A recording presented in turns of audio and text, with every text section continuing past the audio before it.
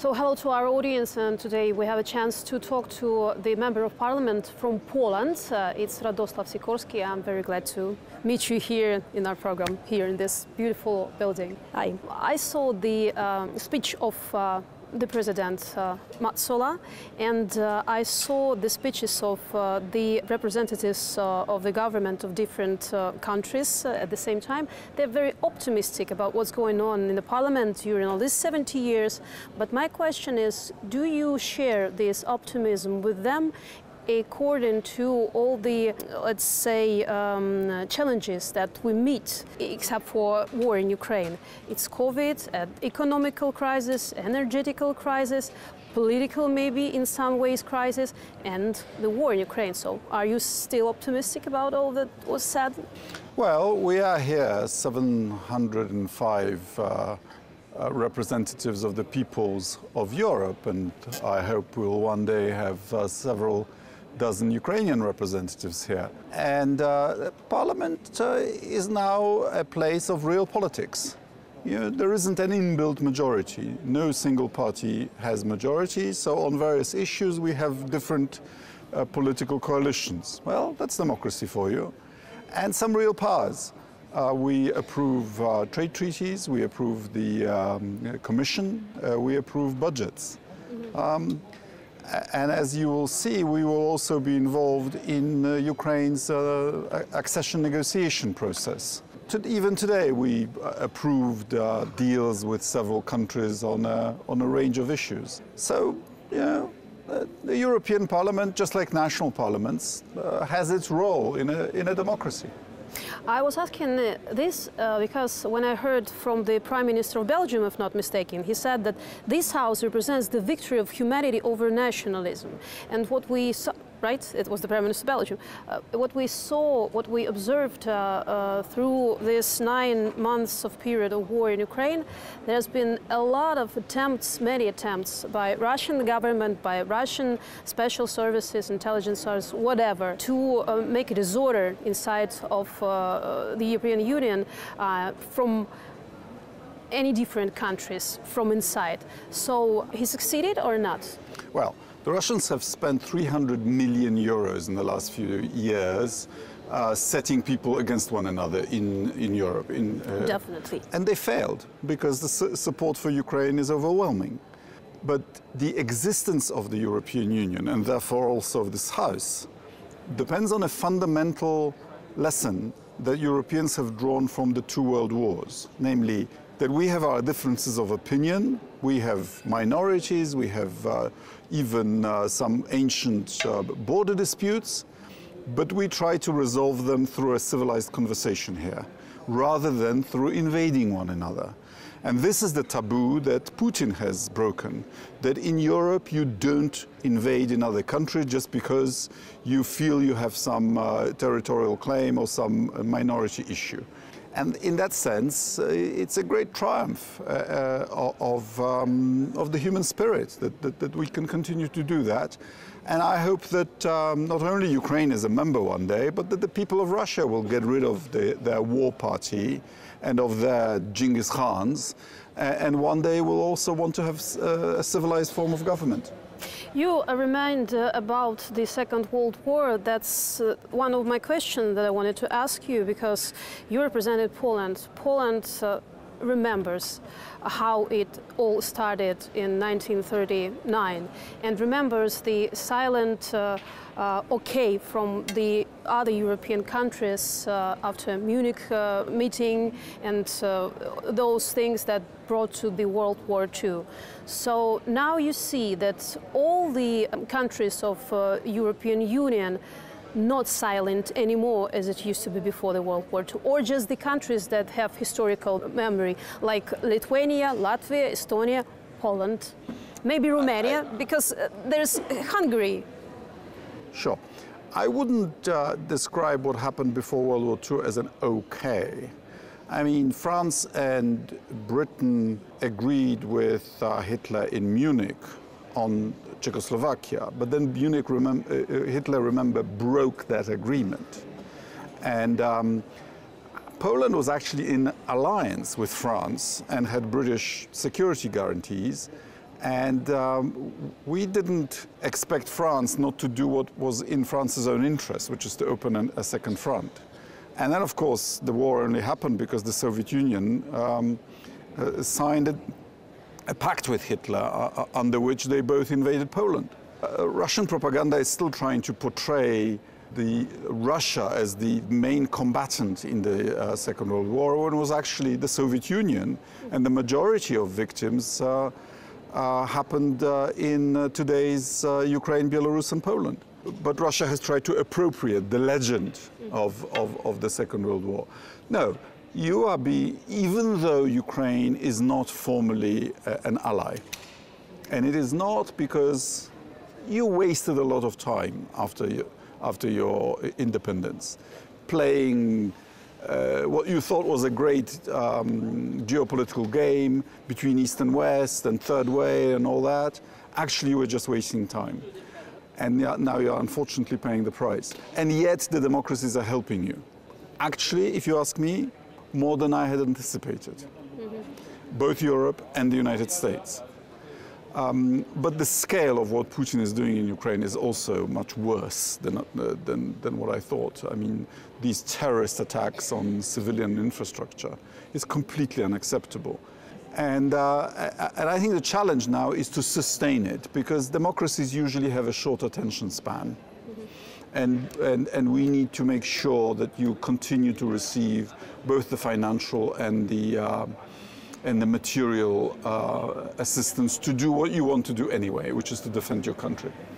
Talking about Ukraine, you said that we wasted our time, but let me put it this way. I accept it like politicians wasted our time mostly, but not the people. I would dispute that. A little bit hostages. No, for decades there was no determination in Ukraine among the people to join the West. Not comparable to Poland. You know, in the 90s we knew that the historical window of opportunity will one day close. And we were absolutely determined to join the EU and NATO, and we managed to do so. Yours the great example, that's true. And opinion polls in Ukraine were ambivalent. Okay, let's go back to nowadays. From the 2014, our people were completely sure what they want. The majority of people that we want to NATO, we want to European Union, then was Maidan. Partly because Eastern Ukraine wasn't voting. If we, in 2020, I mean during Maidan, not after, during. So if we take the majority of people. And after that, it's been 8 years already. And now I want to talk about politicians and the people of European countries, how their attitude towards our wishes to be a part of the family of European Union and become a part of NATO changed, like in Ukraine we changed. And tell me please differently, the people and the politicians, do they have the same vision? You have received the candidate status because of the heroism of your army and of your people. You've deserved that. But don't think that you will get some shortcut or some pass on fulfilling the criteria of joining. You will have to not so much negotiate, that's a very polite word. You will simply have to accept European standards in these dozens of areas. Europe has existed already for several decades. We have a body of laws that's a result of thousands of difficult and sometimes ugly compromises. Europe will not change its regulations for the sake of Ukraine. Ukraine has to change its regulations to join Europe. You know, we showed them in Brussels, we are such tough negotiators, because it will not work. Don't you think the war in Ukraine and the end of it, that we just can prognose how it might be, the end of this war, can change the rules inside the European Union? No, definitely no. But okay, talking about the price, we are paying our price, and I see that people of Europe paying their price too because of the let's say, annexation of Crimea in these 8 years. So the answer in 2014 shouldn't have been more tough from Europe. Maybe it's my subjective maybe point of view. We should have. But now, I mean, now there's a tough situation because Europeans paying by their hitting in the buildings, their money for the communal prices and all the things. Are they ready to still pay until the war ends, or there might be variants? Well, I agree with you that we should have been much tougher on Putin much earlier on. But let's also remember that Ukraine didn't really fight in Crimea. If you had fought in Crimea, maybe Putin wouldn't have done Donbas. We shall never know. Okay, it's a counterfactual. Okay. And we know how difficult the position was. Yanukovych fled, and so on. And besides, we know all that. Budapest Memorandum, and we will listen to the United States and our partners. They said don't do it because we are out of in August 1939, our allies were also telling us not to mobilize. 3 days before the war. Okay. And it wasn't so great. Right. No, the point is you are making the real sacrifices. You know, we might have slightly bigger electricity bills or gas bills, but you're losing tens of thousands of your people. Yeah. So the least we can do is to help you to protect your women and children. And I just hope that our partners in Western Europe get this too, because, you know, in Central Europe we get it. We are neighbors of Russia. We've known them for 500 years.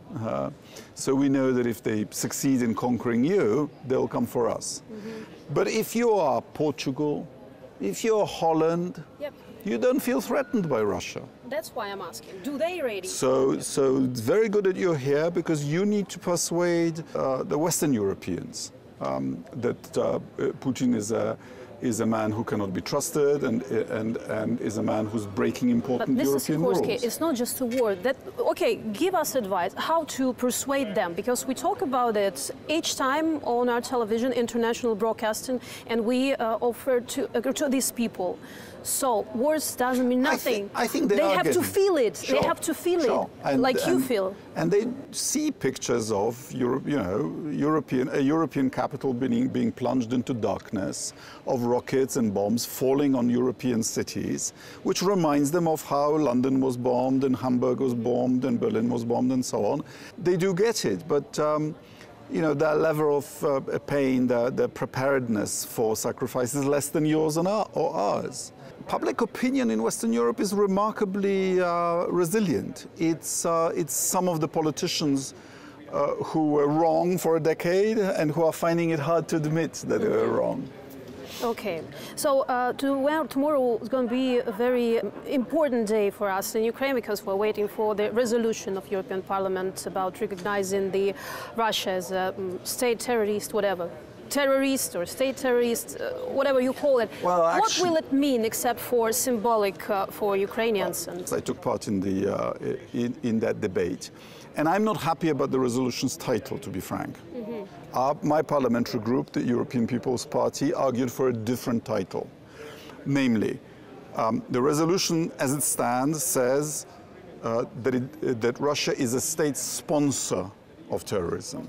That is actually factually incorrect, because Russia doesn't sponsor some other organization like Baader-Meinhof or the Red Army faction to do the terrorism for Russia.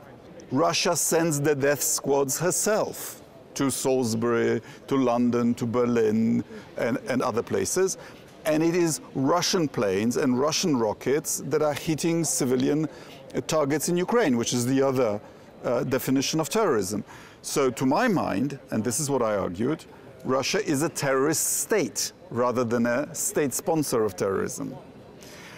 But you're right, this shouldn't be only symbolic. We have an amendment in there, which I hope passes, which calls for the Commission and the Council, with our approval, to create a mechanism whereby the victims of terrorism should be able to have their claims satisfied from the frozen Russian assets. In the United States, there are only 4 states designated as state sponsors of terrorism, and the practical consequence is that the victims of terrorism from those states can sue them in American courts. We should have the same mechanism here. We have 300 billion euros of frozen Russian assets. Ukraine will need to be rebuilt. Those frozen Russian assets should be the first to be used to A, help Ukraine now, and to help it being rebuilt afterwards. Talking about the example of the United States, we know that sharp points, we never have negotiations with terrorists. In this special case, if I hope this will work out, so never, no negotiations with any power of Russia or just Putin. I mean, it's prolonged in time, so well, it's stay terrorist forever, or that's not quite right. Okay. They say they don't negotiate with terrorists, by which they mean terrorist groups. We don't have nothing to negotiate right now. It's obvious, you understand. The United States does negotiate with North Korea. President Trump even had summits with Kim Jong-un. Remember? Yeah. What a stable genius he was. They negotiate with Iran.